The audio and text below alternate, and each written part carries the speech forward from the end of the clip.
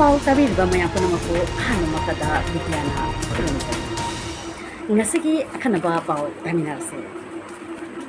Makada manipudagi kangalapa pau ama. Ngarang numidang waram Dr. Bobo amadi ukil boyay makoy ani ni natin ba marupno. Kuina unada ba matunda makoy ani hakpati tabra matunda. Ukil boyay na gadi ado thawtuna lakhi. Lamida lakpa matamda check post ta police na check taw bidang ta gadi paring len ubaduga.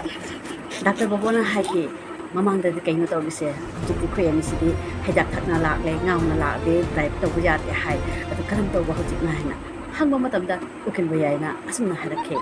itaw nang sumaninda phamu ai sumaninda phami ukil aigi iti khanhangi iyong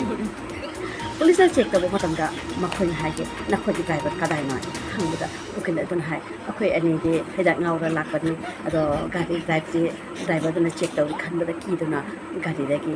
chen khare aduna hojik ekoi karam taw duna ukil khandi haibu matamda wal amana makhoi ani bo gari thawdana mai phawo len ki hai film da ngawjaba nupa amakana asum film jengnoga thongpa matamda reporter amakana thingna kutam hakna asumna hanke so film da yam ngawjaba ni mali ado aina luhongba haiba se film ga daibanga kari khene hangba matamna padon asumna halke madodi film da di luhongadi film ado lesali ado daibang padodi luhongadi film haure haina khungki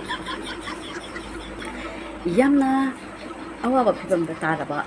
chahi kala hai kana ba matan chana luhung basu phunjadra ba nupi haire basu pipi latraba pakhang sing da ma koina asma social media da kondole madudi macha le jadra ba nupa nupi sing da ma sa bu jok chalaga ado mama mapa oiba kunna akhoi pakhang ekishu mau hen ka le de mau amta jok chagi haina khobdek la aro go ina enga sagi pau jun thani te dongo awiri kanu jun thadi saba maram aduna mayam kharadi lai marang hunare hainasu phongdok lakle ngasi oina de madang asida pau losinjare mathangi nongajinda amu unarasi kurum